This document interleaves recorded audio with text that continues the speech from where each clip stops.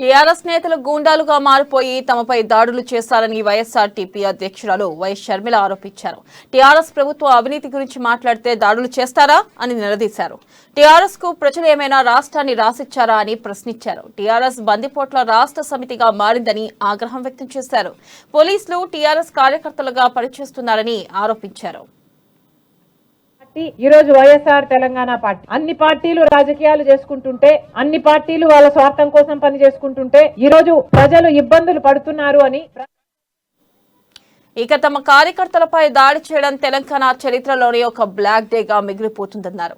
ఇచ్చిన వాగ్దానాలను నెరవేర్చకుండా రాష్ట్ర ప్రభుత్వం అన్ని వర్గాల ప్రజలను మోసం చేసిందని షర్మిల ఆరోపించారు. తెలంగాణలో అన్ని పార్టీలు రాజకీయాలు చేస్తూ కాలయాపన చేస్తుంటే ప్రజల పక్షాన వైఎస్ఆర్టీపీ మాత్రమే నిలబడి పోరాటం చేస్తుందన్నారు. ప్రజా సమస్యలు ఎత్తి చూపేందుకే వేల కిలోమీటర్ల పాదయాత్ర చేస్తున్నానని చెప్పారు.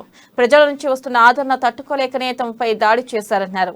రాష్ట్రంలో న్యాయం ఎక్కడ ఉందని ప్రశ్నించారు. సీఎం కేసీఆర్ ప్రజలకు ఇచ్చిన హామీలు నెరవేర్చాలన్నారు.